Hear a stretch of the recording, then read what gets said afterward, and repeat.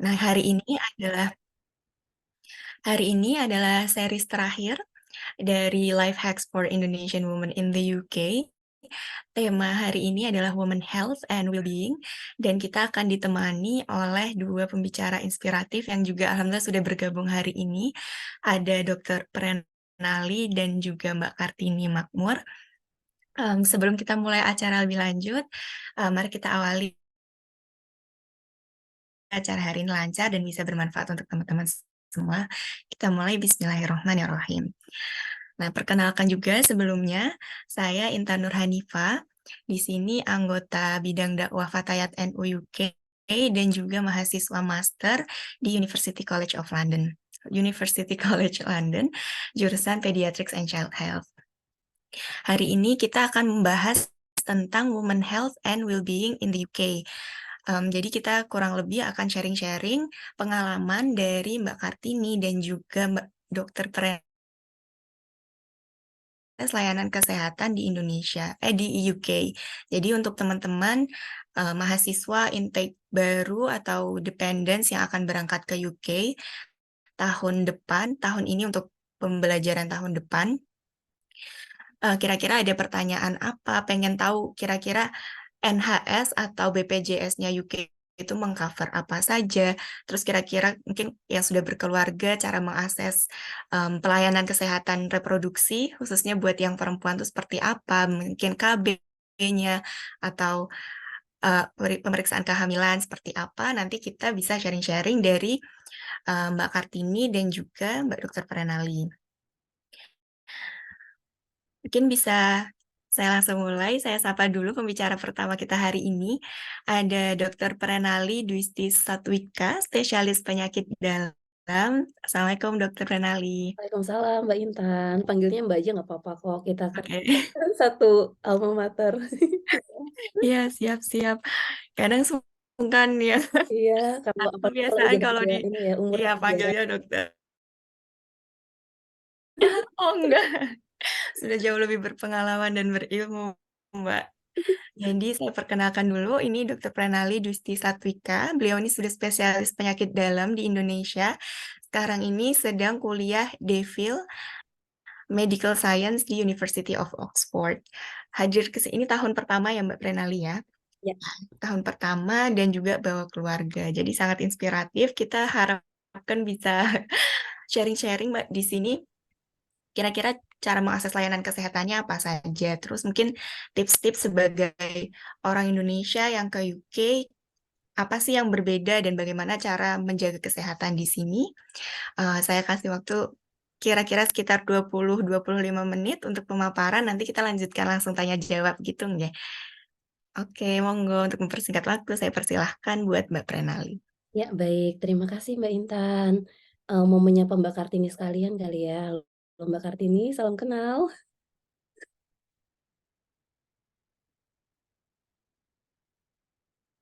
Ya baik, saya izin untuk share screen. Sudah terlihat belum Mbak Intan? Sudah ya. Sudah. Ya, selamat sore waktu Indonesia dan selamat pagi waktu UK untuk teman-teman semua. Jadi seperti yang tadi telah disampaikan oleh Mbak Intan, ini adalah series terakhir gitu ya untuk Life Hacks for Indonesian Women in the UK. Dan pada hari ini kita akan fokus sedikit membahas ke arah kesehatan, di mana itu tentu saja berkaitan dengan NHS. Salah satu ya sistem kesehatan yang menjadi ini ya, yang menjadi panutan seperti itu ya. Nah, nanti kita lihat bagaimana. Jadi kalau misalnya, sebelum saya mulai mungkin ada disclaimer terlebih dahulu. Saya mendapatkan undangan, alhamdulillah yang memberikan saya kesempatan untuk bisa sharing, tapi judulnya sebagai practitioner, sebenarnya bukan practitioner sih, kalau misalnya pas di Indonesia memang praktek sebagai dokter, tapi kebetulan di sini saya tuh NHS, tapi itu kartu buat ke rumah sakit, buat masuk ke ruangan. Jadi kebetulan S3 saya posisinya di rumah sakit, di level 1. Nah, untuk masuk ke situ itu butuh akses. Jadi saya punya kartu NHS sebagai mahasiswa, bukan sebagai praktisi, jadi nanti mungkin beberapa yang saya sampaikan ini lebih ke arah sudut pandang observasional. Bagaimana saya melihat rekan-rekan saya, bagaimana saya melihat teman-teman student maupun teman-teman yang satu lab yang beliau adalah klinisi gitu ya di bidang NHS-nya, seperti itu. Jadi memang tidak punya pengalaman langsung praktek di NHS. Nah, untuk, apa saja yang akan disampaikan pada kesempatan kali ini, berikut adalah list yang saya dapatkan dari panitia. Nanti kita bisa sedikit lebih fleksibel kalau misalnya rekan-rekan ada pertanyaan di luar ini, monggo bisa kita bahas. Jadi yang pertama adalah terkait bagaimana kita mendaftar ke dokter umum. Jadi di UK itu istilahnya dokter umum, GP gitu ya, general practitioner, tapi ada tambahannya surgery. Kalau di Indonesia kan surgery semacam sesuatu yang berkaitan dengan bedah gitu ya, tapi kalau di sini dokter umum tuh istilahnya memang GP surgery seperti itu. Jadi untuk rekan-rekan yang baru akan datang, yang pertama kali perlu dilakukan adalah mencari GP. Untuk mencari GP ini, kita bisa tinggal membuka website NHS. Di sana kita akan diminta untuk memasukkan postcode. Kenapa masukkan postcode? Karena nanti akan dipilihkan GP yang paling dekat. Dan itu tentu saja akan mempermudah rekan-rekan kalau misalnya suatu saat perlu kunjungan ke GP. Karena kalau misal kayak saya, kasus saya kebetulan karena di universitas itu terafiliasi ke college gitu ya, college-nya punya alamat, nah akhirnya saya ambil GP sesuai dengan alamat college, yang itu sebenarnya agak jauh dari tempat tinggal saya. Tapi kalau teman-teman nanti sudah tahu bakal tinggal di mana, itu saran postal code-nya. Nanti dari situ mereka akan memberikan beberapa rekomendasi gitu ya, rekomendasi GP surgery yang terdekat. Dan di sini kita bisa lihat jaraknya, terus bisa lihat apakah dia menerima pasien baru apa enggak. Misalnya ini contoh yang dekat dengan area tempat saya tinggal gitu ya. Di sini dia nggak nerima pasien baru, di sini dia nerima. Terus ada yang sistemnya daftar itu harus telepon, harus daftar ke sana. Ada juga yang bisa register online. Ini tempat saya, jadi dia bisa register online. Nah, untuk pendaftaran ini memang akan menyesuaikan nanti dengan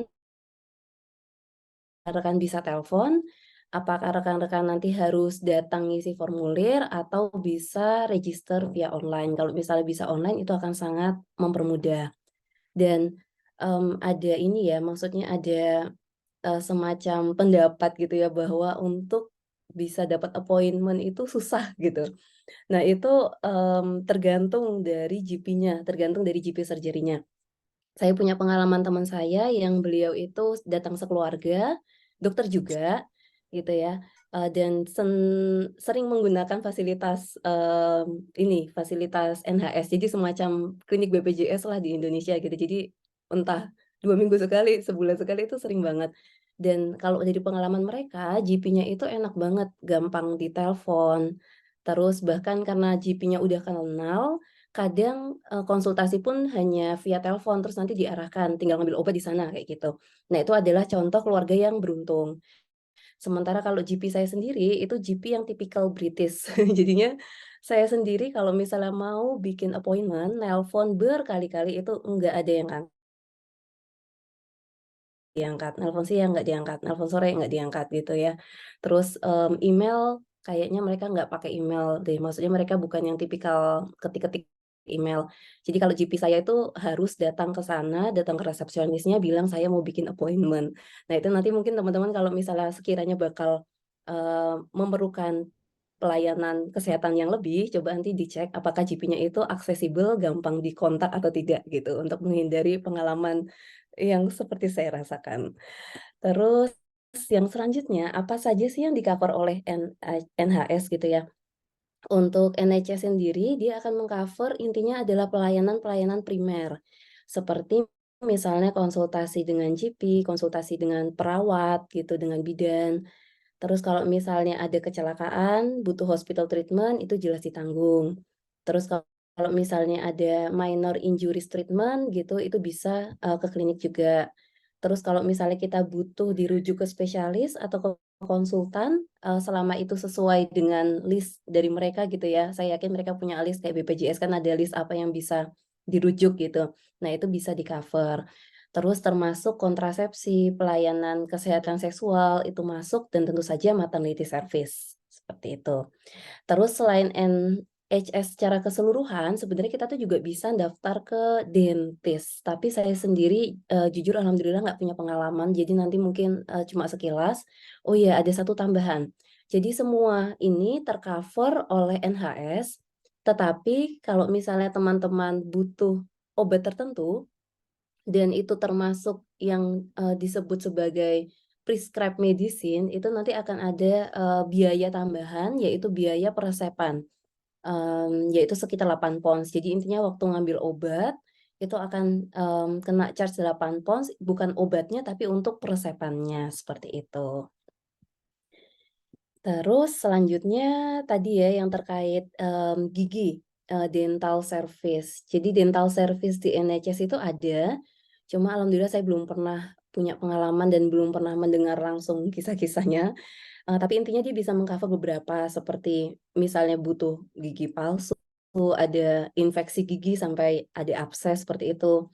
Terus hal yang berkaitan dengan ortodontik, terus perawatan akar gigi, terus, scaling gitu, itu juga bisa, tapi ternyata itu bukan sesuatu yang free di sini, kecuali kalau misalnya mungkin itu clinically indicated mungkin bisa, tapi kalau misalnya yang, scaling biasa ada biayanya, simple scaling 25 pounds, yang kompleks itu sampai 70 pounds gitu. Jadi intinya kalau yang dental ini memang perlu kontak langsung ke dentistnya untuk membuat appointment dan menanyakan, rencana treatment-nya seperti apa, termasuk biar tahu biayanya, seperti itu.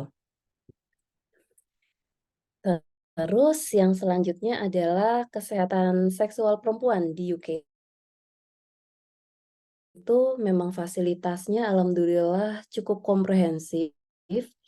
Kalau rekan-rekan berkunjung ke websitenya NHS, itu di sana sudah sangat komplit ya, maksudnya kita mau cari informasi tentang apa, banyak, termasuk untuk perempuan, kalau misalnya butuh, konsultasi khusus seputar kesehatan kewanitaan, tadi ya misalnya ada, rencana kontrasepsi, terus genitourinary medicine, atau, mungkin sekedar untuk konsultasi biasa, itu sebenarnya ada banyak sekali pilihan.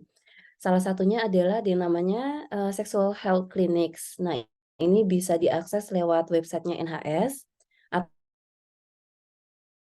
atau dokter umumnya. Terus beberapa farmasi itu juga menyediakan layanan untuk, konsultasi, terus juga biasanya ada kayak semacam lembaga gitu ya, yang dia, terafiliasi dengan NHS dan dia concern ke kesehatan, wanita, seperti itu. Nah ini, semuanya bisa diakses dan bisa ini ya, apa namanya, dicari bagaimana membuat appointment-nya lewat websitenya NHS. Terus yang selanjutnya adalah maternity care. Nanti untuk maternity care saya yakin Mbak Kartini bisa cerita lebih banyak, tapi secara sekilas kalau untuk pregnancy sendiri di sini, selama orang tersebut adalah orang yang tercover NHS gitu ya, biayanya tentu saja gratis, karena itu termasuk layanan utama dari NHS. Nah di sini kita bisa lihat bahkan sebenarnya bukan hanya kehamilan, tapi bahkan sejak sejak awal ingin misalnya rencana punya anak dan lain-lain, itu mereka ada programnya seperti itu.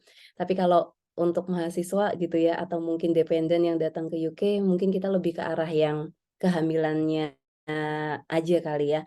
Nah, yang untuk kehamilan, di sini, yang namanya periksa kehamilan itu beda dengan di Indonesia. Kalau di negara-negara Eropa itu sesuai indikasi. Kalau di Indonesia kan biasanya tiap bulan datang ke SPOG, datang ke rumah sakit, nanti di USG gitu ya, kayak seneng banget bisa ngelihat, adik di dalam perut lewat USG tiap kunjungan. Tapi kalau di sini, semuanya sesuai dengan indikasi. Jadi misalnya USG pun saya kebetulan tentu saja nggak punya pengalaman di sini ya dan belum belum banyak mencari informasi dari teman-teman yang lahiran di sini, tapi kalau di Europe itu biasanya memang indikasinya sesuai dengan trimester. Karena di trimester pertama, misalnya di sekitar minggu ke-12, itu biasanya akan ada USG pertama untuk melihat beberapa struktur anatomis yang itu dia bisa identifikasi kemungkinan adanya kelainan untuk janinnya, misalnya kayak Down syndrome dan lain-lain itu bisa dilihat dari beberapa area di area nukal gitu ya. Terus nanti di trimester berikutnya itu nanti ada lagi USG 1 kali lagi, terus nanti pas dia trimester terakhir itu ada lagi USG-nya biasanya, 1 trimester itu sekali. Dan, kalau di UK saya nggak tahu, tapi kalau di Eropa itu biasanya kayak vitamin-vitamin pun biasanya nggak semuanya tercover, nggak semuanya disediakan. Jadi kalau kayak vitamin, itu biasanya beli sendiri, tetapi kalau misalnya dianggap diperlukan atas indikasi medis, nah itu bisa tercover oleh NHS. Cuma pada dasarnya untuk layanan nanti lahiran, layanan setelah lahiran, postpartumnya, itu semuanya tercover oleh NHS. Karena di sini pun, rumah sakitnya kalau tempat saya gitu ya, rumah sakitnya tuh bahkan punya maternity care sendiri, satu gedung sendiri khusus yang ibu hamil. Jadi di sini memang salah satu fokus mereka adalah bagaimana memperhatikan, menjamin kesehatan dari ibu dan anak. Terus yang selanjutnya adalah mengenai screening cancer. Jadi di UK itu ada 3 program screening nasional yang dijalankan untuk mencegah, ini ya, kanker ya. Jadi untuk mengetahui kanker lebih awal. Yang pertama adalah screening untuk cervical cancer. Nah, untuk cervical cancer ini, biasanya mereka sudah punya list gitu ya, orang-orang yang akan dikontak. Jadi sistemnya adalah, proaktif dari GP-nya gitu ya. Nanti mereka akan punya list usia sekian sampai sekian, nanti mereka akan kirimi surat. Jadi kirimi surat untuk, booking appointment. Jadi misalnya cervical, screening mungkin teman-teman yang, student yang di atas 25 tahun menikah, tidak menikah gitu kemungkinan bisa jadi dapat undangan ini gitu kalau di UK gitu ya. Di atas 25 tahun dapat undangan untuk cervical screening, jadi nanti akan, diundang untuk datang pemeriksaan semacam pap smear. Kemudian ada breast screening, ini untuk breast cancer, ini apabila di atas 50 tahun, jadi usia yang lebih tua. Terus juga ada bowel screening, kalau bowel screening ini untuk kanker kolon ya, kanker usus, itu untuk usia yang lebih tua lagi gitu. Jadi kalau untuk rekan-rekan pelajar bisa jadi akan mendapatkan undangan untuk cervical screening ini. Dan di sini tuh undangannya masih tipikal British banget, pakainya surat gitu. Jadi suratnya dikirim ke alamat kita. Jadi, pentingnya mengecek kotak surat di Inggris ya, karena, pengumuman-pengumuman dari GP itu biasanya masih lewat surat. Ya, terus yang selanjutnya adalah mengenai kesehatan mental. Jadi kesehatan mental itu, sesuatu yang penting dan, tidak perlu menjadi hal yang, teman-teman takut untuk explore gitu ya. Jadi kalau misalnya teman-teman merasa, kalau kalau sekarang posisi masih di Indonesia mungkin belum kerasa ya, tapi nanti begitu ke UK, ya ke UK sendirian atau pertama kali ke luar negeri gitu ya, itu akan kerasa banget kesehatan mentalnya. Karena karena semuanya beda gitu, maksudnya lingkungannya beda, cuacanya beda, bahasanya beda gitu, terus jauh dari keluarga. Jadi mental health ini merupakan isu yang, kadang kalau misalnya kita tutupi ya, ya udah jadinya tertahan aja gitu. Jadi kalau misalnya teman-teman suatu saat perlu, diskusi mengenai mental health, ini nggak perlu khawatir untuk bisa kontak GP gitu. Jadi yang pertama memang yang paling gampang adalah kontak GP, terus yang kedua tuh ada sistem kalau misalnya nggak pengen ketemu sama GP, itu bisa ada yang namanya NHS Talking Therapy Service gitu. Jadi bisa ada kayak tim mungkin psikolog ya, yang bisa menjadi tempat untuk curhat seperti itu. Atau untuk rekan-rekan yang sekolah gitu ya, sekolah itu juga bisa mendapatkan akses, kesehatan mental melalui universitas maupun dari tempat kerja. Kalau dari universitas lewatnya university, kalau yang dari, tempat kerja atau ya terkait universitas juga itu biasanya ada yang namanya occupational health service. Dan, teman-teman nggak perlu ini ya, nggak perlu menunggu sampai yakin kalau misalnya, oh kayaknya memang butuh nih gitu kan. Kalau misalnya memang ngerasa suatu saat butuh, itu nggak apa-apa, manfaatkan aja. Jadi kebetulan penelitian saya di sini, dan saya itu kayak ngundang cohort, bird cohort gitu ya. Jadi, di Bristol itu ada bird cohort yang dia itu mendata orang-orang yang lahir di tahun 91 sampai 92 gitu. Dan saya ngundangi mereka. Jadi mereka sekarang usia 30-an tahun dan dari data yang ada itu ternyata banyak di antara mereka yang depresi lah, ansietas lah gitu. Dan saya sendiri ngerasa jadi kadang udah buat appointment dengan mereka untuk mereka datang ke Oxford gitu ya, kunjungan penelitian terus mereka tiba-tiba email, "Maaf nggak bisa datang, aku ada masalah mental dengan keluargaku, ada problem keluarga dan lain-lain." Jadi di sini tuh kayaknya mental health itu bukan sesuatu yang tabu. Jadi kalau misalnya butuh konsultasi, nggak perlu khawatir untuk, kontak ini ya, kontak, pertolongan terdekat. Terus yang selanjutnya adalah, service dan support untuk parents. Jadi rekan-rekan yang rencana datang bersama dengan keluarga gitu ya, apa sih yang perlu diperhatikan gitu, terutama kalau bawa anak-anak.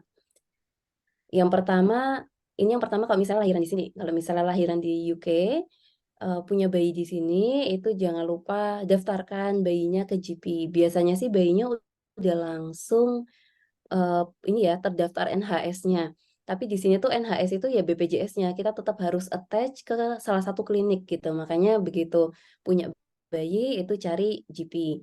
Nah, kalau misalnya untuk anak, itu biasanya GP itu punya semacam program Child Health Clinics gitu. Jadi ada klinik khusus untuk anak-anak dan, klinik khusus untuk anak-anak ini, biasanya daftarnya saya kurang tahu kalau di tempat lain, tapi di tempat saya itu yang dewasa itu kalau mau daftar pertama register GP, itu bisa via online gitu ya. Tapi kalau misalnya yang untuk anak-anak biasanya kita akan datang, kita minta kayak formulir kosongan gitu, terus nanti kita isi. Karena nanti di formulir itu kita akan menyatakan, beberapa riwayat kesehatan anak, termasuk ya riwayat sakitnya. Terus mungkin ada yang tanya, "Ya perlu nggak sih kita punya, buku imunisasi?" Gitu. Nah, sebenarnya NHS itu sangat mendukung kalau misalnya kita bisa bawa buku imunisasi. Kalau di sini mereka bilangnya red book, kalau di Indonesia kita bilangnya buku pink ya, buku KIA-nya buku pink, kalau di sini buku merah. Nah, kalau misal itu ada, oke, tapi kalau itu nggak ada nggak masalah, karena saya sendiri juga nggak menunjukkan buku catatan imunisasi, karena nanti kita hanya diminta untuk merekap imunisasi apa saja yang sudah. Jadi rekapannya cukup detail sih seingat saya. Jadi imunisasinya apa, terus kapan dan lain-lain. Nah, yang kapan itu kan juga, kayaknya saya dulu datanya nggak terlalu komplit, jadi saya isi yang seingat saya. Nah, nanti GP surgery-nya akan menentukan di usia anak sekian, anak ini akan perlu tambahan apa lagi gitu. Nah nanti, dari pihak administratif GP-nya yang akan kontak kita ngasih tahu, nanti, sekitar bulan ini, daftar untuk imunisasi ini ya, seperti itu. Dan untuk imunisasi atau vaksinasi di sini tentu saja gratis, seperti itu ya. Dan setelah imunisasi biasanya nanti anak dapat stiker, stiker tanda sudah diimunisasi.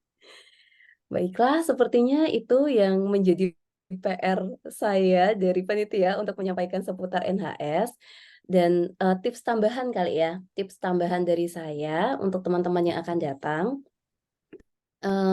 pertama terkait makanan dan minuman gitu ya. Jadi makanan dan minuman, teman-teman di sini harus memperhatikan itu karena, di sini musimnya beda, nggak kayak Indonesia. Apalagi kalau misalnya lagi winter gitu ya, kita kurang makan gitu, lagi kecapean, lupa makan, itu gampang banget ngedrop. Jadi selama di UK nggak usah terlalu mikirin, BMI, apa, berat badan dan lain-lain gitu, yang penting sehat dulu gitu. Jadi pastikan teman-teman, makan cukup, terus karena di sini akses untuk makanan itu mudah di satu supermarket gitu ya, maksudnya di satu supermarket itu kita bisa dapat, beras, dapat sayur, dapat buah dan lain-lain. Ya perbanyaklah konsumsi buah dan sayur gitu kan, nggak perlu jalan ke pasar, nggak perlu cari warung di mana gitu kan, tinggal ke supermarket aja semua pasti ada di situ. Jadi perbanyaklah makan buah dan sayur, terus untuk minuman juga jangan lupa minum harus tercukupi gitu, dan seperti yang mungkin teman-teman tahu atau mungkin belum tahu ya, kalau di UK itu minuman air putihnya nggak seperti Eropa. Kalau di Eropa dulu, itu kayaknya apa-apa udah gampang dari keran aja gitu ya, tinggal buka keran terus minum. di UK sendiri beberapa kayak gitu sih, beberapa minum dari keran. Tapi kalau misalnya kita lihat, itu sepertinya ada sesuatu yang membuat kurang serg gitu. Nanti kalau teman-teman ngelihat sendiri, merasakan sendiri juga airnya ya, itu kerasa beda banget gitu. Jadi kalau minum di UK baiknya sih paling nggak difilter. Jadi di sini tuh ada yang namanya kayak, ada kayak wadah minum yang itu ada filternya. Nah, kalau misalnya teman-teman bisa mencari itu dari awal itu baik, lebih baik gitu ya. Jadi beli itu nanti boleh minum air keran tapi lewat filter dulu. Jadi paling nggak sudah lebih tersaring seperti itu. Itu terkait makan dan minuman. Terus yang kedua adalah terkait olahraga. Nah, olahraga itu seberapa sering sih kita harus olahraga atau aktivitas fisik. Jadi sebenarnya nggak harus, olahraga beneran olahraga, tapi aktivitas fisik pun bisa kita olahraga. Apa sih aktivitas fisik? Misalnya jalan, aktivitas fisik. Sebaiknya kita tuh olahraga seminggu itu 3 sampai 5 kali, waktunya ya sekitar 30 menitan gitu ya. Jadi rekan-rekan bisa nanti setelah sampai ke UK coba, dipetakan. Kalau misalnya areanya area ramah sepeda, alhamdulillah gitu ya, malah bisa sepedaan aja gitu. Jadi nggak perlu meluangkan waktu khusus untuk olahraga, tapi bisa dapat benefit dari olahraga sekalian gitu. Tapi kalau misalnya areanya tuh bukan area yang ramah untuk sepeda, misalnya terlalu ramai seperti London atau terlalu hilly, berbukit seperti Bristol gitu ya, itu teman-teman seandainya bakal pakai public transport, nggak apa-apa pakai public transport, tapi ketika ada kesempatan untuk jalan, jalan aja gitu. Jadi misalnya sore-sore pulang nggak hujan, suasananya cerah gitu ya, cuacanya mendukung, itu jalan aja. Lumayan 20-30 menit di sini itu nggak keringetan. Jadi, dapat sehatnya dan juga bisa ini ya, memastikan bahwa kepentingan untuk mencapai waktu minimal olahraga itu bisa tercapai, seperti itu. Terus apalagi ya tips dari saya?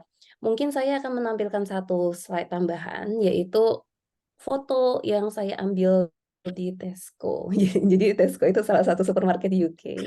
Di UK ada beberapa jenis supermarket, yang levelnya dianggap, ini ya, dianggap bersahabat harganya itu ada Aldi, Lidl, kalau yang tengah-tengah Tesco, Sainsbury dan kebetulan tempat saya itu yang dekat ya Tesco ini. Jadi yang saya foto ini dan saya harap ini cukup representatif menunjukkan bahwa sebenarnya obat yang, ini ya, obat yang over the counter gitu ya, yang bisa dibeli tanpa resep itu sebenarnya cukup banyak gitu. Kalau teman-teman lihat, parasetamol itu ada, ibuprofen ada, batuk pilek itu ada. Obat untuk orang dewasa pun ya kayak batuk pilek tentu saja tercover. Ini ada semacam Vicks gitu, terus ada Strepsil, terus ada obat untuk lambung, obat untuk nyeri pasti ada, obat untuk diare pasti ada gitu ya. Jadi obat-obat yang dasar itu ada. Kalau teman-teman sekiranya akan memerlukan, obat tertentu gitu ya, misalnya, ya sering sering pusing lah, sering migrain lah, ada baiknya bawa dari Indonesia beberapa, tetapi kalau untuk obat-obat yang umum kayak parasetamol gitu, itu di sini aman, tinggal beli karena dia bahkan di Tesco pun bisa.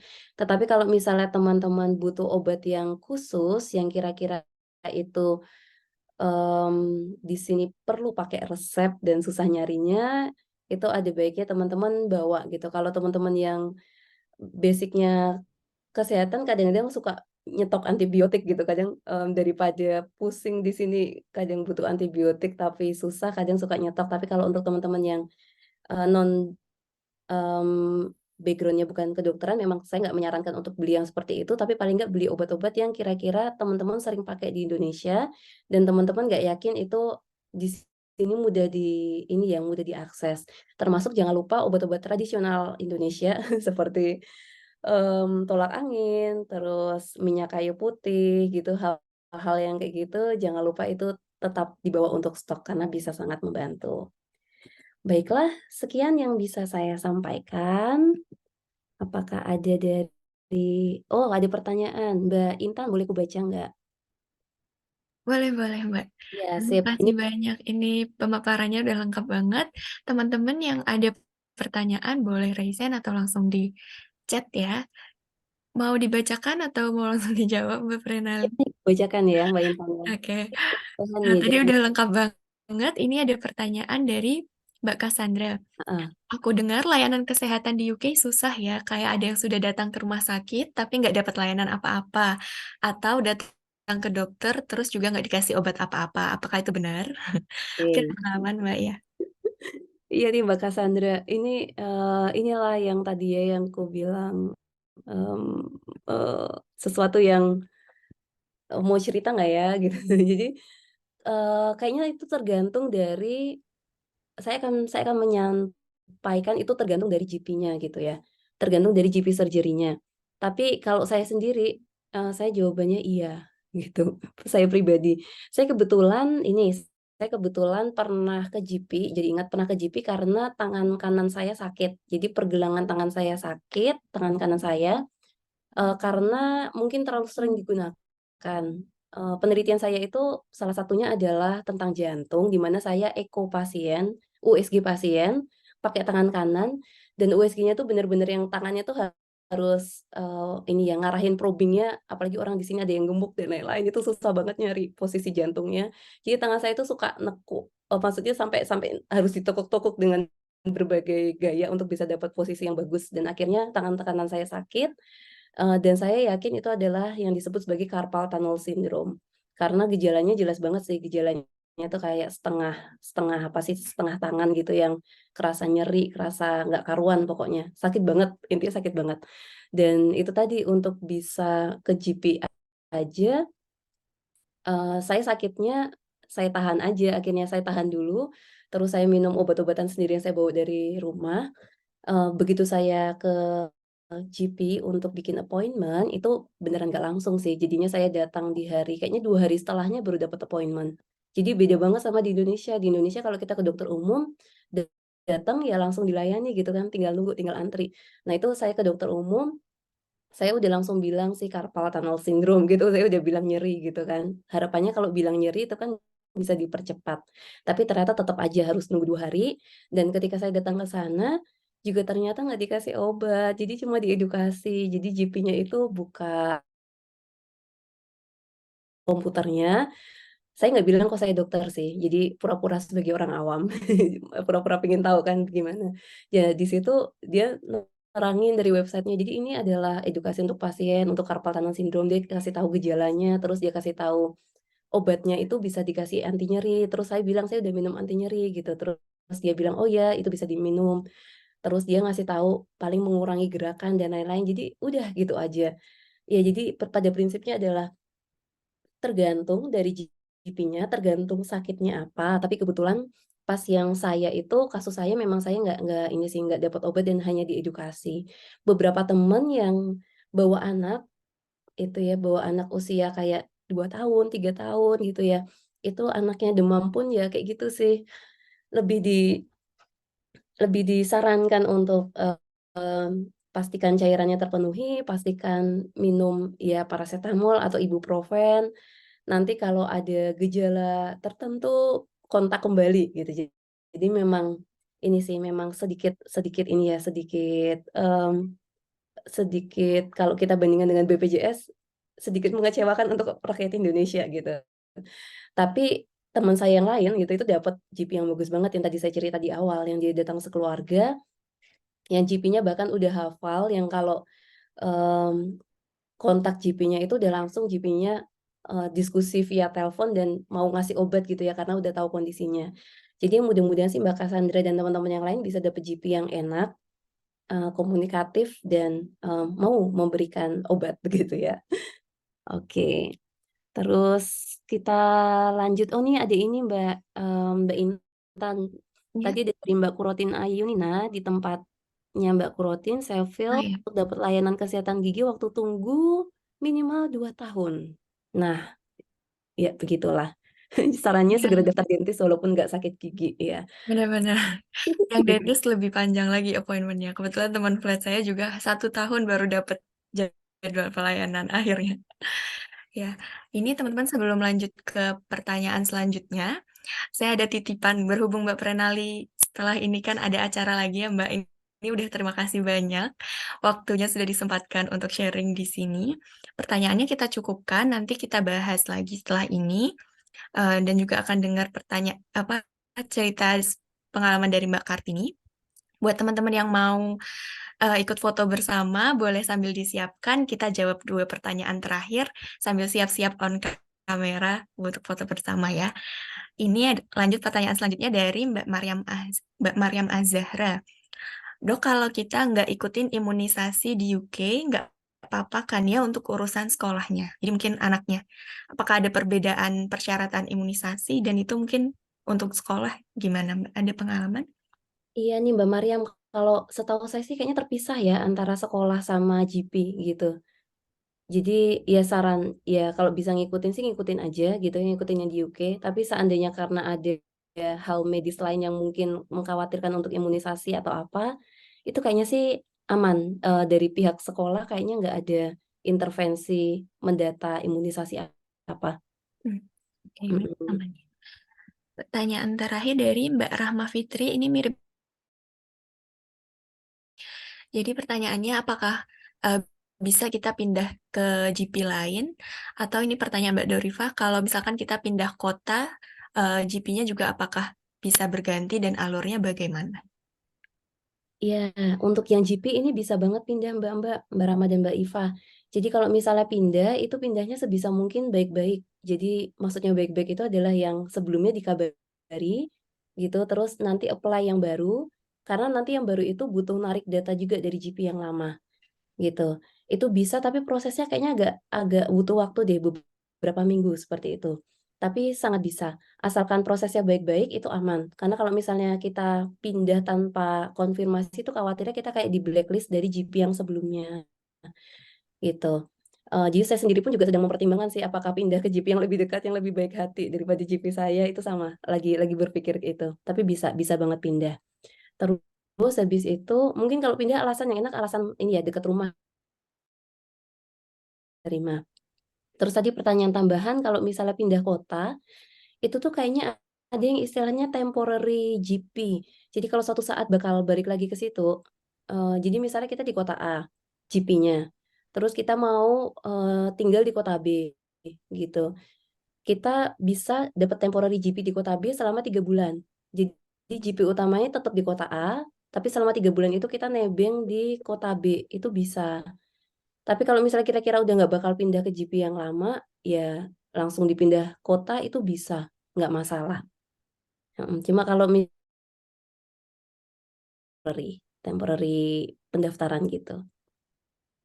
Oke, sudah terjawab semua ini pertanyaan-pertanyaannya. Sekali lagi terima kasih Mbak Prenali atas pemaparannya soal layanan kesehatan di UK dan juga tips-tips praktikalnya untuk setiap hari, makanan, minuman, dan obat-obatan juga. Buat teman-teman, boleh yang bisa dinyalakan kameranya, kita ambil foto bareng dulu.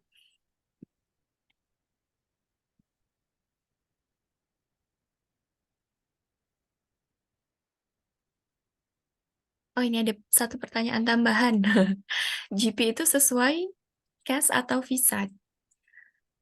Apanya? Sesuai, kode pos, Mbak Iva, Tempat tinggal ya, Mbak? kayaknya kode pos. Jadi kayaknya mereka nggak akan mempermasalahkan ini ya, CAS kita ya, jadi lebih ke arah kode pos aja.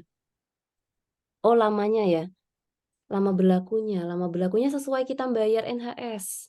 Seingatku tambah 6 bulan, kalau nggak salah ya. Sesuai dengan bayar NHS. Mungkin berarti sesuai, cas kali ya? Karena dulu kita NHS-nya sesuai itu kayaknya, Iya, mhm, sepertinya ya. yang confirmation itu, student-nya, yap. Oke, saya ini ambil gambar bareng-bareng ya semuanya. Boleh. Sudah semua? Oke, on cam, satu page aja. Satu, dua, tiga.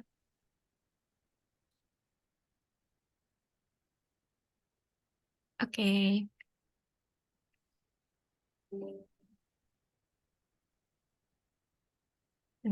Oke, sudah. Terima kasih banyak sekali lagi. Monggo Mbak Prena kalau mau melanjutkan kegiatan selanjutnya, kita ucapkan terima kasih banyak dan pasti sangat bermanfaat tips-tipsnya dan juga pemaparannya untuk teman-teman yang baru hadir ke sini. Iya, siap. Monggo Mbak Siap, Kartini. ya. Oke, Kita sekarang kita lanjutkan ke sesi selanjutnya. Ada pemaparan dari pembicara kedua yang tidak kalah inspiratif dan kerennya. Ada Mbak Kartini Makmur. Beliau ini juga seorang mahasiswa PhD, tinggalnya di Coventry, dan di sini akan berbagi pengalaman sebagai pengguna, sebagai student dan juga membawa keluarga pengguna um, layanan kesehatan di UK, layanan kesehatan ibu, layanan kesehatan anak, atau juga sebagai student. Buat Mbak Kartini, saya persilahkan, silakan. Terima kasih Mbak Intan. Assalamualaikum warahmatullahi wabarakatuh. Sebetulnya sudah tercover semua ya, Mbak Prenali. Saya mungkin tambah-tambahin sedikit aja. Jadi kayak dimulai dari register GP atau dentis, pengalaman saya dan beberapa teman-teman di Warwick terutama, itu juga kita bisa selain register GP yang dekat rumah, atau yang tadi Mbak Prenali bilang temporary, itu bisa lewat kampus. Jadi kalau misalnya kita mau eh, on campus gitu akomodasinya, atau sebenarnya kita off campus, cuma mau nanti GP-nya yang di klinik kampus gitu yang disediakan kampus itu bisa registernya bagian dari University Enrollment. Jadi biasanya bulan September ini sekaligus kita enroll, kita bisa sekaligus daftar untuk health center-nya. Terus pada saat mendaftar sebenarnya tadi kayak nggak ditanyain tinggalnya di mana karena nggak ada proof of address. Terus kemudian juga NHS number-nya juga nggak ditanyain. Terus ID-nya juga sebenarnya nggak kayak waktu pengalaman saya. Itu saya registrasinya online aja, ngisi form. Kemudian beberapa waktu kemudian dapat email dan surat bahwa saya terkonfirmasi sekeluarga itu terdaftar di GP tersebut. Dan kebetulan GP saya itu mungkin yang termasuk agak bagus ya. Jadi untuk setiap pasien baru yang adult, kita harus tes darah komplit untuk tahu apa namanya, selain di form itu ada riwayat kesehatan, terusnya lifestyle, gaya hidup kita sehat atau enggak segala macam yang self assessment, kita diminta untuk tes darah. Tapi tes darahnya itu juga voluntary sih. Jadi kalau kita nggak mau juga nggak apa-apa. Kalau saya kebetulan sama suami ya udahlah kita tes aja gitu kan, gratis dan juga supaya tahu siapa tahu ada perkembangan apa. Dan ternyata betul sih, memang dari tes darah itu dokternya tuh kayak hasil tesnya nggak langsung ke kita. Jadi setelah tes darah di lab yang bukan di GP surgery-nya, tapi kalau saya kebetulan satu gedung karena saya di City of Coventry Health Center, jadi di situ semua ada GP, terus kemudian ada tes darah, terus kemudian ada sexual health clinic dan segala macam, satu gedung itu health center. Nah, saya tes di situ, bikin appointment sendiri. Hasil tesnya itu langsung ke GP-nya. Kemudian beberapa waktu kemudian saya dapat email gitu dari dokter bahwa berdasarkan hasil tes ini saya perlu obat gitu. Yang obatnya itu silakan diambil apa namanya resepnya di reception. Tapi kebetulan karena memang saya tahu ya dari sebelumnya juga itu sesuatu yang sudah saya tahu, sehingga pada saat saya datang, sebenarnya saya udah beli obat di farmasi, yang obatnya udah diresepkan sama si dokter itu. Jadi resepnya saya ambil tapi nggak saya tebus karena tadi ternyata untuk dapat obat itu bayar dan lebih mahal daripada saya beli obat itu langsung di farmasi. Jadi waktu saya beli di farmasi itu sekitar 8 pounds, 7,8 gitu. Tapi kalau misalnya kita ambil dengan resep dokter itu satu item 10 pounds. Jadi resepnya saya ambil cuma nggak saya ambil obatnya. Kemudian ini ya tadi udah dijelasin juga sama Mbak Prenalis sebetulnya semuanya. Eh, untuk international student, GP konsultasi itu gratis, tapi obatnya kadang juga nggak gratis. Terus juga ini sih kayak waktu saya mau minta surat kesehatan gitu. Jadi surat kesehatan untuk ada satu keperluan administrasi, saya kan harus medical check up. Nah, itu medical check up-nya sih gratis sama dokter, tapi entah kenapa untuk dia ngeluarin suratnya tuh kayak kita harus bayar juga sih. Kayak gitu. Jadi terus kalau vaksinasi sih juga gratis ya, kayak misalnya eh oh itu vaksinasi setelah saya hamil sih. Sebelum hamil kayak flu jab itu juga nggak gratis, kita harus bayar. Terus kemudian dental services itu juga sebagian besar bayar, tapi kalau untuk anak-anak setahu saya full ya gratis sampai mereka 18 tahun, kecuali untuk hal-hal yang sifatnya kosmetik mungkin ya. Tapi untuk ortodontics juga kayak kawat gigi kalau nggak salah gratis juga untuk anak-anak. Nah, cuma saya apply ini. Jadi kan kita harus bayar untuk dental gitu ya. Terus kemudian obat yang diresepkan dokter. Nah, untuk international student kita bisa apply NHS health cost gitu, health cost. Itu ada di websitenya. Ini saya kasih linknya. Tapi bisa search aja langsung. Nah, itu kita bisa. Jadi nanti kalau dapat resep dari dokter, kita bisa dapat gratis. Kemudian dental treatment untuk yang basic, accidental dan yang esensial itu juga bisa gratis. Termasuk kacamata, kontak lens itu juga bisa gratis. Jadi bisa untuk kita, bisa untuk keluarga, dependen, dan juga anak-anak. Untuk kita international student sebagai no resource for public fund persons, kita nggak bisa online. Jadi harus paper base gitu ya. Tapi mereka bisa kirim ke alamat kita itu tanpa ongkos kirim dan kita dikasih amplopnya juga untuk kirim balik. Seingat saya kita jadinya nggak ngeluarin ongkos kirim sih. Jadi karena sudah ada amplop dari mereka, jadi tinggal kirim di kotak pos aja, nggak perlu perangko. Contraception yang kalau misalnya berencana untuk KB itu juga gratis, bahkan mereka untuk anak-anak di atas 16 tahun pun itu udah bisa provide dengan confidential gitu. Kita bisa minta di GP, bisa di farmasi juga itu gratis. Nah, ini untuk pregnancy care, kebetulan saya uh, alhamdulillah ya dapat surprise di, di waktu studi ini juga mengalami ini. Betul seperti dokter Prenali sampaikan tadi, beda ya di Indonesia itu kan setiap bulan kita datang ke Opjin, terus di USG gitu. Tapi kalau di sini untuk appointment aja, pertama appointmentnya ke bidan. Jadi bukan ke dokter, apalagi dokter spesialis Opjin.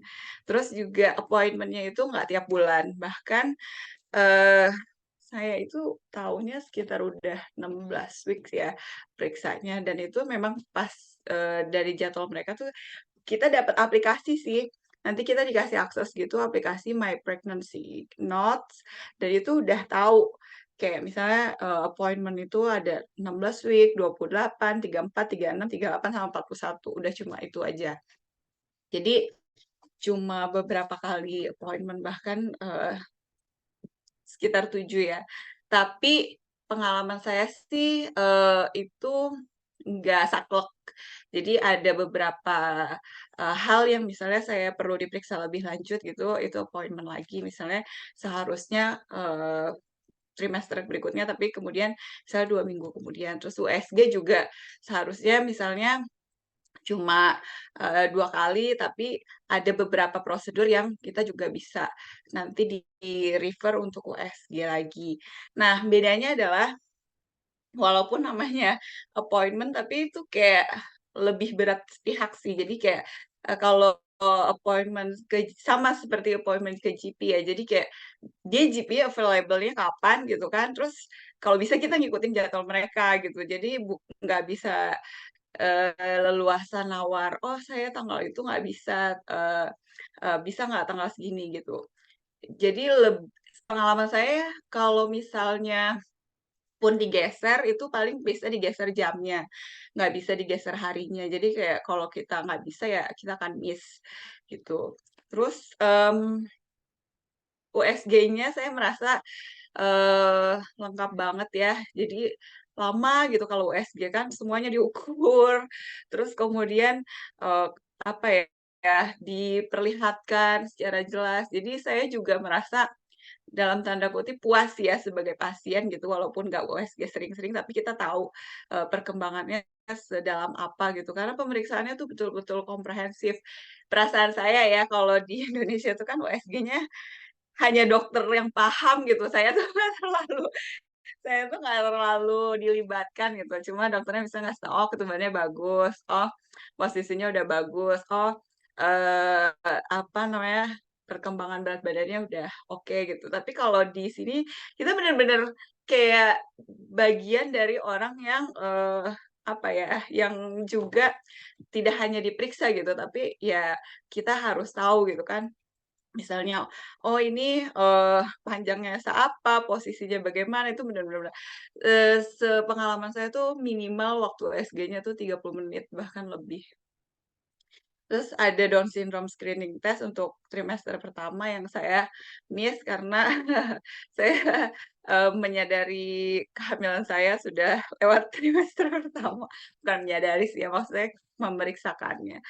Eee Kayak terus, ada banyak screening-screening juga sih kayak thalassemia, sickle test, terus, tes darah kayak gitu, yang menurut saya juga cukup komprehensif.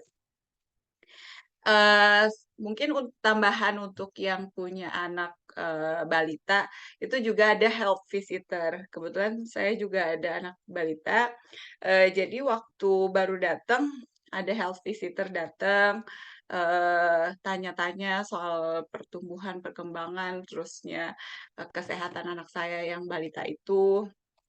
Terus, apa namanya, dikasih edukasi juga misalnya soal imunisasi, soal kesehatan gigi, kayak gitu sih.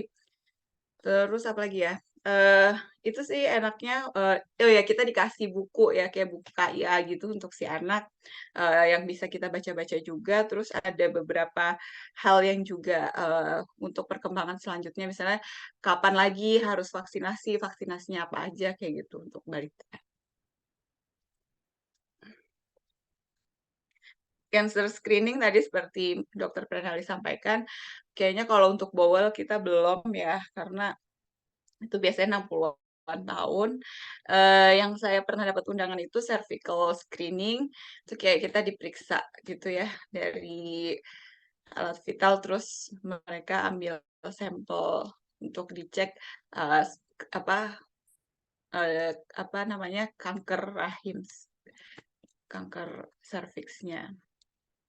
Dan menurut saya ini salah satu benefit juga ya, karena di Indonesia kan masih, mahal. Jadi walaupun, agak ngeri-ngeri gimana gitu, tapi waktu itu saya milih untuk coba dan ya alhamdulillah sih nggak ada apa-apa. Terus juga untuk korban kekerasan, mereka juga ada center tersendiri dan pengalaman saya juga waktu pemeriksaan kehamilan itu salah satu pertanyaan yang selalu ditanyakan oleh bidan adalah, apakah saya mengalami kekerasan gitu, baik terutama kekerasan dalam rumah tangga gitu atau kekerasan yang lain gitu. Jadi mereka tuh selalu encourage menjadi tempat yang, aman untuk saya menyampaikan yang saya tangkap ya impresinya gitu. Seakan-akan, kayaknya mungkin orang tuh kan kalau mengalami kekerasan tuh kayak nggak tahu harus cerita ke mana, terus takut gitu.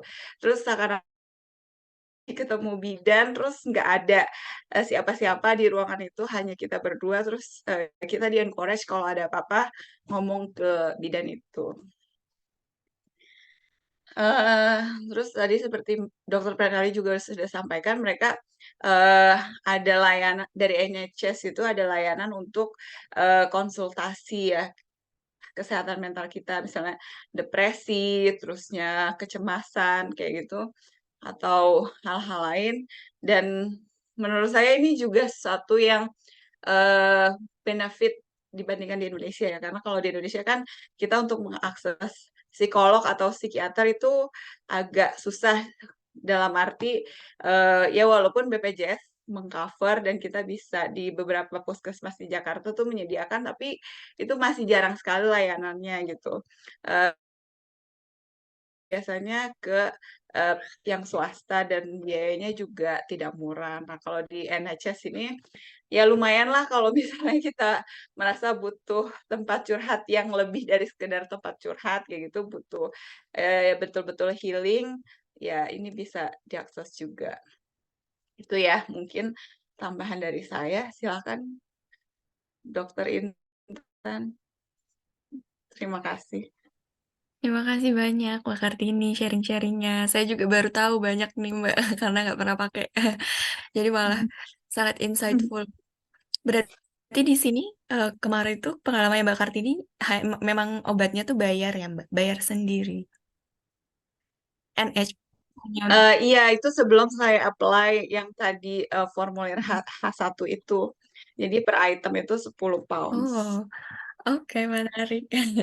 Buat teman-teman yang sudah ada pertanyaan, ini sudah ada beberapa pertanyaan buat teman-teman lain yang masih mau bertanya atau raise hand langsung, boleh ya dipersilahkan. Ini aku baca pertanyaan pertama ya Mbak Kartini dari Mbak Pertiwi.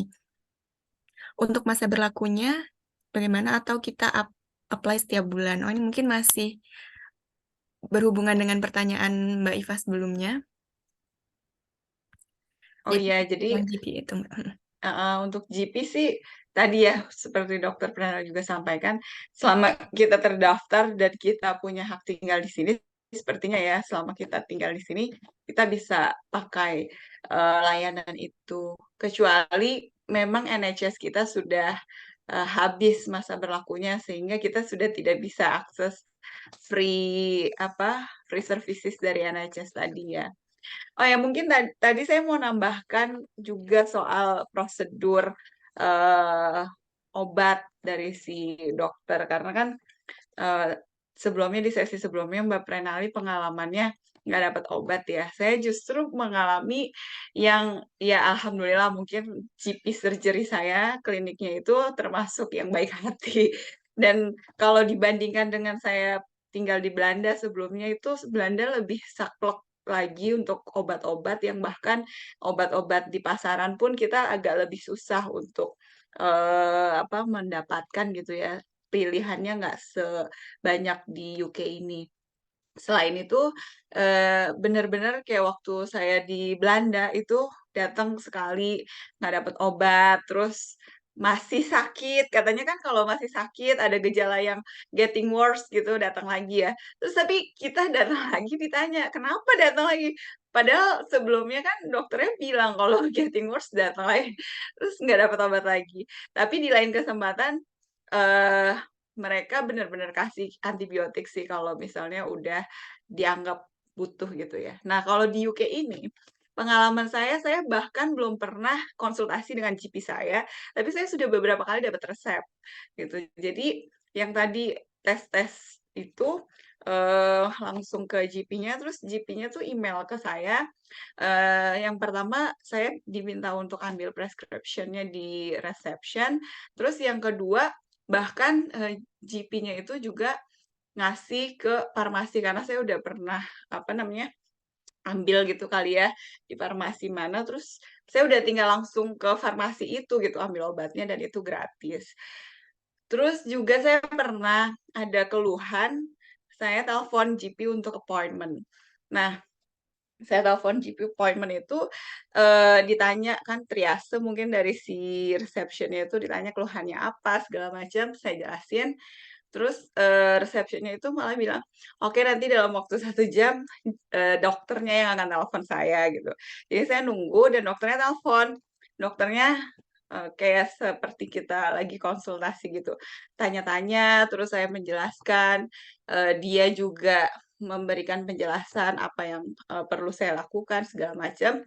At the end, dia juga tanya sih misalnya, farmasi mana yang saya mau, apa, akses dan dia kasih obat gitu berdasarkan dari, mungkin analis dia, lewat telepon itu ya gitu. Jadi kayak telemedicine gitu, dia langsung juga meresepkan obat, yang obatnya itu juga dikirim ke farmasi. Saya merasa sih so far, layanan kesehatan di UK untuk saya masih friendly ya, bahkan saya merasa lebih enak gitu dibandingkan di Indonesia karena, saya nggak perlu ngantri, terus kalau misalnya juga appointment, walaupun waktunya saklek, tapi itu kita udah dapet exact time. Misalnya jam 10:05, ya udah saya kan nggak perlu datang dari jam 8 misalnya kalau ngantri di rumah sakit di Indonesia gitu ya. Nah kalau di sini cukup saya datang jam 10, terus jam 10:05 saya panggil sama, apa namanya, reception-nya misalnya kayak gitu, dan saya ke GP itu memang belum ketemu dokter, paling kayak vaksinasi ketemu sama perawat gitu, disuntik sama perawat. Terus juga kalau misalnya kayak kemarin, eee, ada keluhan apa-apa, dokternya yang telepon, terus obatnya langsung ke farmasi, menurut saya itu lebih memudahkan gitu malah ya. Jadi saya juga nggak perlu antri. So far sih ya alhamdulillah pengalaman saya positif. Alhamdulillah, memang mungkin pengalamannya beda-beda juga. Ada plus minusnya Iya pasti dengan pengalaman saat di Indonesia dan sekarang. iya. Sekarang dari Mbak Dorifah lagi, Mbak. Aku penasaran soal yang pemeriksaan cervical screening. Kalau di Indo biasanya orang-orang yang sudah menikah karena ada alat yang masuk ke vagina. Kalau yang di sini gimana? Apakah sama? Kemarin Mbak Kartini seperti apa? Iya sih, jadi memang, gitu ya, jadi kayak tetap dimasukin dan ada yang diambil gitu. Ya mungkin itu juga jadi pertimbangan kalau yang belum menikah, karena preferensi setiap orang kan beda. Kalau saya kebetulan juga sudah menikah, sudah, melahirkan, jadi ya saya nggak masalah. Ya memang dulu kemarin tuh kayak gitu, jadi kayak kita, eee, perawatnya gitu, kita harus buka bagian bawah, terus kayak ada yang dimasukin alatnya untuk diambil sampel kayaknya sih gitu. Tapi itu juga nggak lama, nggak kayak waktu sebelumnya saya pernah pada saat baru banget menikah tuh kayak ada ke Obgyn gitu, yang kayak dimasukin scanning dari dalam ya, Hmm. yang harus diputer-puter. Nah ini beda sih, jadi kayak cuma diambil gitu. Ya, jadi mungkin karena di sini sudah sangat aware dengan cervical cancer dan memang di data kalau misalkan usia-usia reproduktif akan langsung di-share untuk Iya cervical screening gitu Mbak Iva. Jadi tanpa menikah pun mungkin di sini kan karena sudah lebih bebas ya. Jadi yang usia-usia gitu akan tetap ditarget untuk ayo screening gitu. Dan kalau kemarin sepertinya juga ada layanan HPV vaksin gratis untuk bahkan international students pun bisa dapat tapi yang usianya di bawah 25 tahun. Karena itu kayak berdasarkan risetnya yang efektif HPV vaksin di bawah 25 tahun. Jadi kan kalau di Indonesia ini udah mulai diwajibkan, tapi buat anak-anak sekolah dasar ya. Nah, buat angkatan-angkatan kita yang masih belum dapat, kalau di Indonesia mahal, dan di sini misalkan memenuhi usianya di bawah 25 tahun, boleh tuh bisa sambil HPV vaksin di sini. Ada pertanyaan lagi dari Mbak Cassandra. Mbak, itu kalau anak ada perbedaan layanan nggak di dokternya? Maksudnya mungkin kayak klinik anak gitu ya. Tadi sih kalau dokter klinik semacam klinik anak di, GP. Tapi kalau GP surgery saya belum pernah ke dokter, cuma yang saya alami itu tadi, anak itu dapat, health visitor, justru, petugas kesehatan yang datang ke rumah untuk memberikan layanan edukatif dan preventif. Terus juga, paling kayak di sekolah sekolah ya, kayak misalnya dentist visit gitu, dokternya sebetulnya sama cek tinggi badan, berat badan gitu doang. Oke, terima kasih Mbak Kartini sharing-sharingnya. Sama-sama. Teman-teman ada pertanyaan lagi atau mungkin ada yang mau sharing pengalamannya? Ini beberapa yang join karena Mbak-mbak yang sudah di UK juga. Mungkin ada pengalaman yang berbeda waktu appointment atau ke dokter gigi dan lain sebagainya.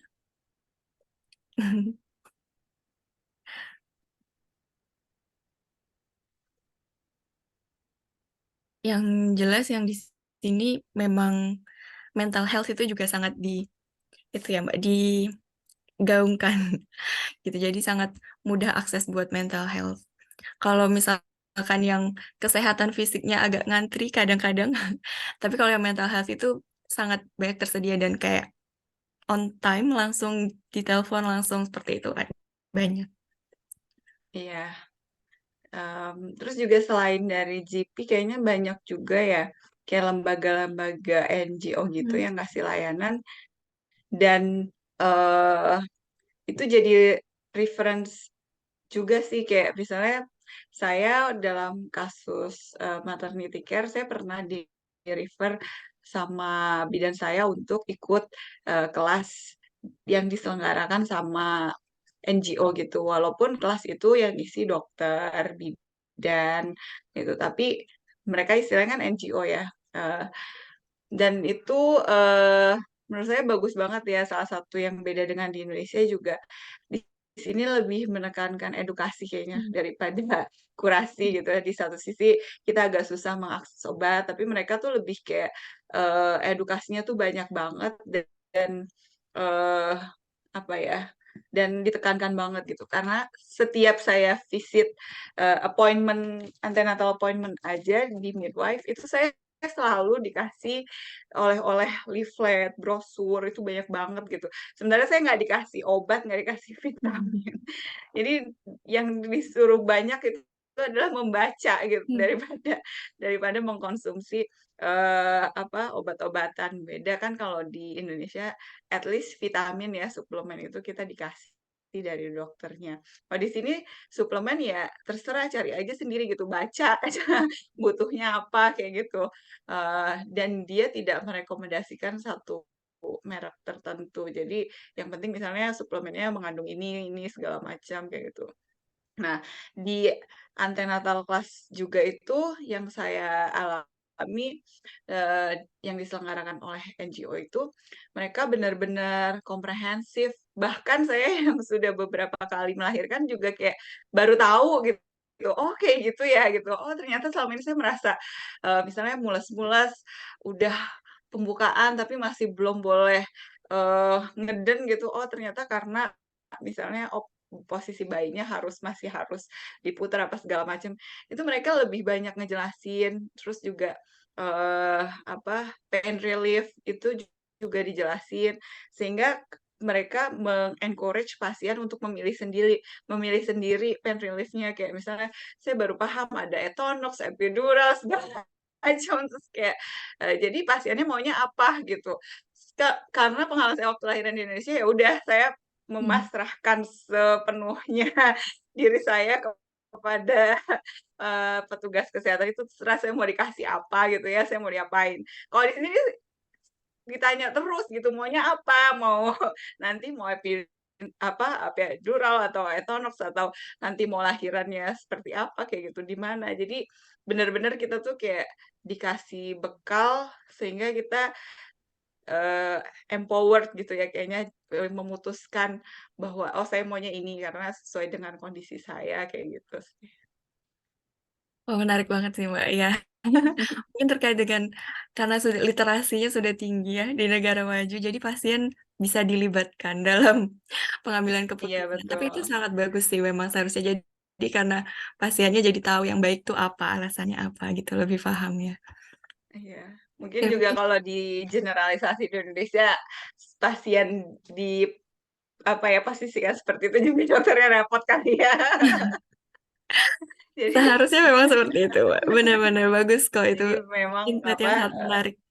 beda-beda situasinya ya. Kayak di sini juga untuk timbang badan, berat badan, tensi juga kita sebelum masuk ke apa consultation room-nya itu juga udah melakukan sendiri di mesin. Jadi kita ngukur Mhm. tinggi badan sendiri, ngukur berat badan sendiri, tensi sendiri, terus kayak nanti mesinnya itu menghitung body mass index kita berapa gitu. Yang mungkin kalau itu dilakukan di Indonesia ya barangkali juga pasiennya bingung, dokternya juga bingung. Ya, di sini sudah sangat efisien ya Mhm. semuanya. Dan mungkin yang salah satu yang saya highlight juga dari ceritanya Mbak Kartini barusan, ada GP dan NHS. Jadi memang banyak Betul. NGO atau charity works yang juga bergerak di kesehatan dan kesehatan mental yang itu juga bisa kita akses. Kalau misalkan kita dari teman-teman Indonesia pun jangan sungkan kalau misalkan ada masalah kesehatan, kita bisa reach out ke teman-teman mahasiswa Indonesia. Di PPI UK itu ada badan otonom kesehatan juga dan ada menyediakan layanan konsultasi, atau misalkan kalau kesulitan appointment, kesulitan cari-cari obat atau mau tanya obatnya beli apa karena beli sendiri juga kan dari GP nggak dikasih. Iya. Kalau misalkan sudah minta appointment dianggap ini nggak urgent, coba beli obat sendiri dulu atau nunggunya terlalu lama. Nah itu jangan sungkan untuk bisa reach out ke teman-teman sesama mahasiswa Indonesia juga. Mungkin sekian dari teman-teman kalau sudah tidak ada pertanyaan lagi. Mbak Kartini ada yang mau di-share terakhir? Mungkin cukup ya. Jadi kalau pengalaman saya sih s- se- selaras dengan apa yang disampaikan sama dokter Prenali sebelumnya. Jadi di UK itu lebih ditekankan gaya hidup sehat ya, konsumsi diet seimbang, makanan yang sehat, terusnya juga istirahat yang cukup, olahraga, banyak gerak kayak gitu sih. Karena ya mungkin case GP surgery saya itu juga bisa dibilang agak kurang umum karena kalau didengar cerita yang umumnya itu kan yang obatnya susah didapat, layanannya juga lama gitu ya. Jadi ya lebih baik kita mencegah sih daripada kita mengobati. Ya, setuju, setuju. Semoga teman-teman di sini sehat-sehat semua sekeluarga ya, jadi tidak Amin. perlu kesulitan mengakses layanan kesehatan di sini. Sekali lagi terima kasih Mbak Kartini atas sharing-sharingnya dan juga ke teman-teman semua yang sudah hadir dan ikut meramaikan diskusi. Semoga acara ini bermanfaat dan juga rangkaian-rangkaian acara Fatayat NU di webinar series ini tentang Women Life in the UK. Buat teman-teman yang ketinggalan bisa simak di YouTube-nya Fatayat NU. Dan kalau ada yang minat untuk bergabung, bisa juga reach out ke sosial media kita di YouTube atau di Instagram.